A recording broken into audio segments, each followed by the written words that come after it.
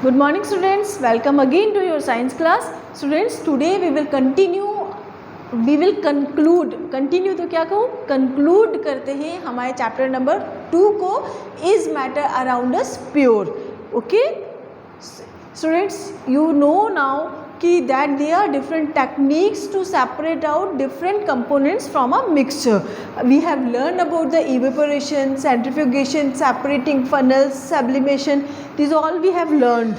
Okay, but now onwards today we will discuss about what is fractional distillation. Distillation means जब भी दो volatile liquids present होते हैं तो उनको separate out करना with the help of evaporation और different techniques हैं. तो आज हम लोग जो distillation के बारे में पढ़ेंगे वो है fractional distillation. You know that the fractional distillation is a type of distillation. है तो ये भी distillation ही.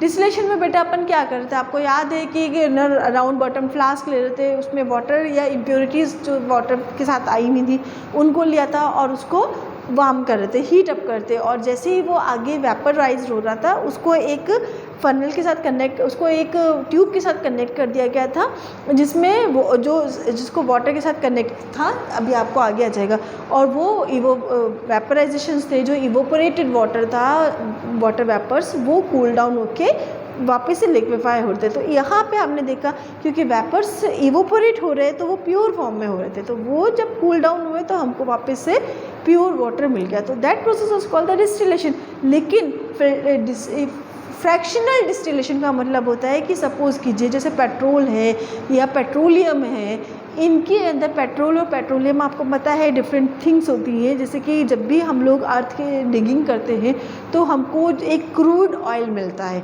उस क्रूड ऑयल में से आप उसको फ्रैक्शनल डिस्टिलेशन के थ्रू सेपरेट आउट करते हो. अलग अलग टेम्परेचर बॉइलिंग पॉइंट होता है उसमें, तो जब हम उसको हीट अप करते हैं तो जो पहले बॉयल हो गया वो फ्यूम के रूप में वेपराइज के फॉर्म में आता है और उसको हम लोग सेपरेट आउट कर लेते हैं. तो इस चीज़ को क्योंकि उनकी बॉइलिंग पॉइंट डिफरेंट होती है तो वही चीज़ें हम लोग फ्रैक्शनल डिस्टिलेशन में करते हैं. तो it is a type of distillation in which involve separation of miscible liquids. अब आपको मिजिबल वर्ड भी क्लियर है क्योंकि लिक्विड्स के अंदर अगर दो लिक्विड एक दूसरे में मिक्स हो रहा है तो it means they are miscible. हमने पढ़ा था मिजिबल, पार्शियल मिजिबल और इमिजिबल.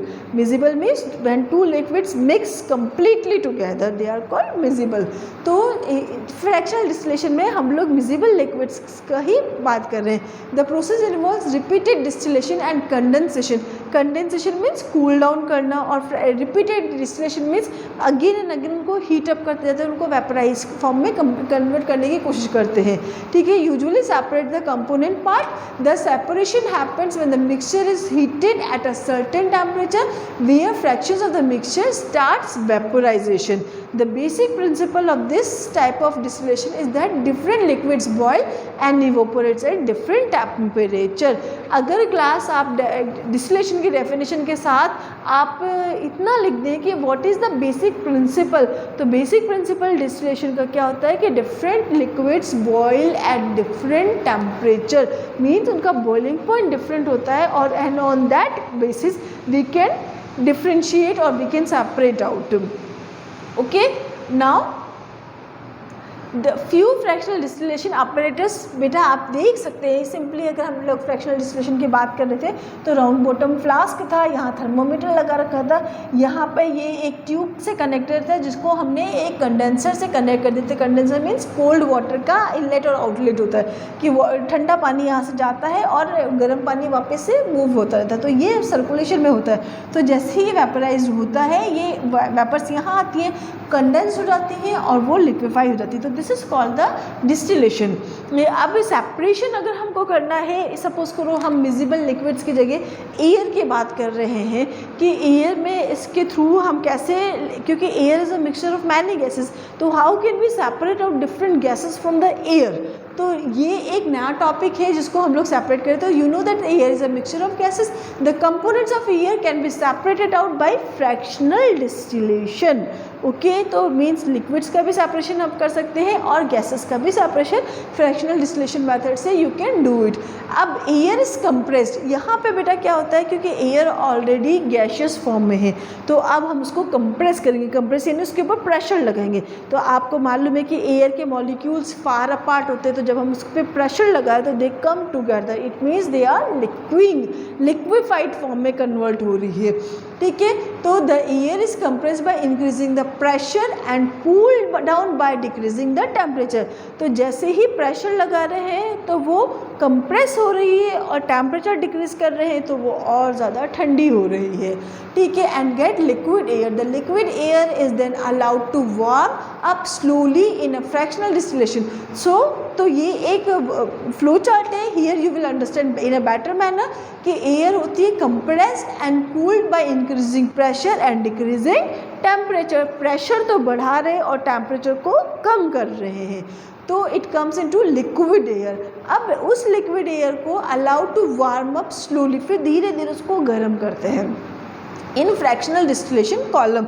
तो gas gets separated at different heights. तो अभी आपको दिखाऊंगी मैं किस तरह से हो रहा है, बट आप यहाँ पे समझ लीजिए, पहले एयर को कंप्रेस कर रहे हैं, टेम्परेचर को प्रेशर बढ़ा के टेम्परेचर को लो करके वो लिक्विफाइड एयर में कन्वर्ट हो रही है। अगेन हमने थोड़ा सा टेम्परेचर बढ़ाया तो वो कन्वर्ट हो जाती है। अब क्योंकि हम उसको वार्म अप कर रहे हैं तो वार्म होने से उसका बॉइलिंग पॉइंट चेंज हो रहा है, तो जिसकी बॉइलिंग पॉइंट कम होगी वो पहले वेपराइज हो जाएगी, तो हम उसको सेपरेट कर लेंगे। तो बॉइलिंग पॉइंट डिग्री सेल्सियस में ऑक्सीजन का कितना है 183 डिग्री सेल्सियस, देन ऑर्गन का कितना है 186 डिग्री और नाइट्रोजन का कितना है 196। यहाँ पर माइनस का साइन लगा हुआ है बेटा, तो ऑक्सीजन की वैल्यू हो जाएगी -183 डिग्री सेल्सियस, ओके।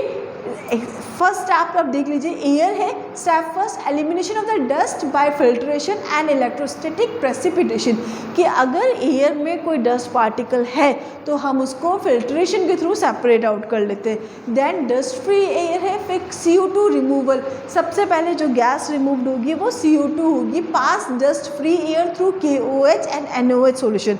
मीन्स सबसे पहले वो जो गैस रिमूव हो रही है उसको किससे पास कर रहे हैं, KOH और NOH सॉल्यूशन से। तो अब क्या हुआ, air free from carbon, air से क्या निकल गई, कार्बन डाइऑक्साइड निकल गई, ऑक्साइड एंड डस्ट। फिर removal of water vapours through condensation, अब हम किसको रिमूव कर रहे हैं, वाटर वेपर को रिमूव कर रहे हैं, तो वो कंडेंस होती है -25 डिग्री सेल्सियस पे, या कंसनट्रेटेड हाइड्रोक्लोरिक एसिड ऐड कर दो।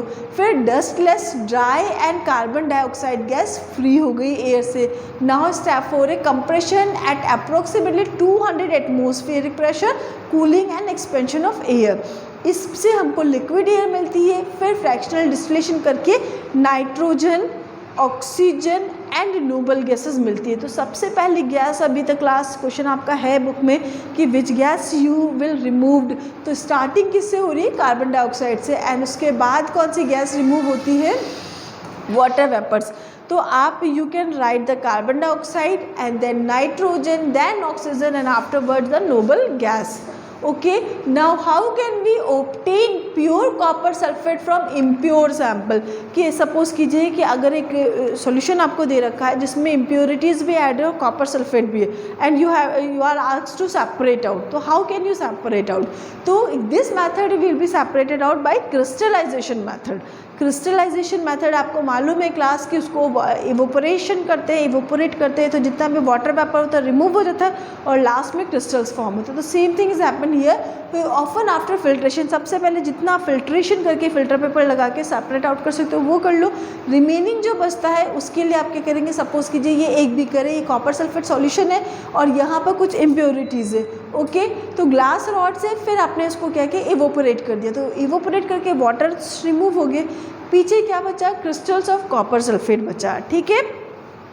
तो crystals are then collected and dried between filter paper, तो क्रिस्टल्स जो होंगे इस तरीके से आप सेपरेट आउट कर सकते हैं। So crystallization is a technique use for purification of substances, a separation technique to separate solid from a solution, किसी सॉलिड को सेपरेट करना है तो you can use the crystallization process, okay, now the application of crystallization, it helps in the purification of drugs, क्योंकि drugs या जो medicine होती हैं उसमें भी कई बार इम्प्योरिटीज़ होती हैं, तो उसको सेपरेट आउट करने के लिए जब उनको फाइनली जो मतलब कैप्सूल्स के फॉर्म में या टैबलेट्स के फॉर्म में जब भी लिया जाता है तो उसको इसी तरीके से क्रिस्टल्स के फॉर्म में कन्वर्ट किया जाता है। Better process characteristics such as compressibility and wettability of drugs, मतलब उसके वेट वगैरह को भी मेजर करने में ईजी होता है। फिर easy handling, transport and storage, improve the stability of various drugs, क्योंकि बेटा आपने नोटिस किया होगा कि टैबलेट्स की जो एक्सपायरी डेट होती है वो कम से कम 2-3 साल तक होती है, लेकिन अगर वही लिक्विड की अगर हम बात कर रहे हैं, अगर हमको एक सॉल्यूशन दिया गया है तो वो जल्दी ख़राब हो जाती है। तो उसका रीज़न ये है कि वो इजीली वाटर के साथ रिएक्ट कर जाती है, कई बार वाटर में इम्प्योरिटीज़ है तो वो ख़राब हो जाता है। इम्प्रूव इन बायोवाइटेबिलिटी, ठीक है। अब एक क्रिस्टलाइजेशन, नाउ नेक्स्ट टॉपिक है फिजिकल एंड केमिकल चेंजेस, क्योंकि अभी तक हमने ये समझ लिया पूरे मैटर को कि बेसिकली मैटर्स चाहे सॉलिड स्टेट में हो, लिक्विड में या गैसेस में, ये 2 स्टेट्स में पाए जाते हैं। उनमें 2 टाइप के चेंजेस होते हैं, या तो फिजिकल चेंज होता है या फिर chemical changes.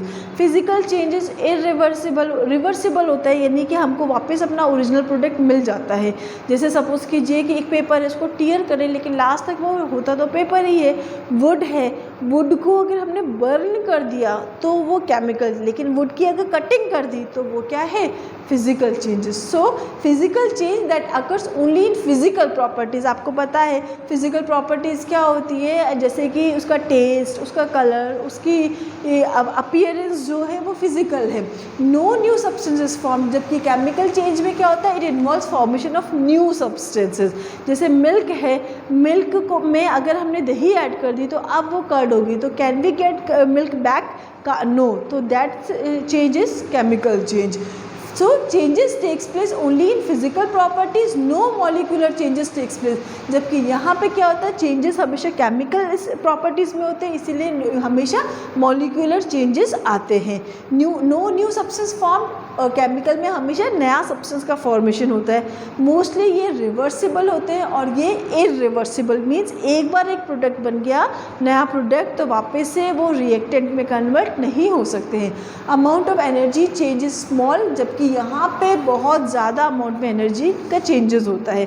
Change of state, ठीक है, जितनी भी स्टेट्स की चेंजिंग हो रही है वो फिजिकल है, जबकि burning of wood, rusting of iron, ये सब किसके चेंज है, फिजिकल चेंजेस है।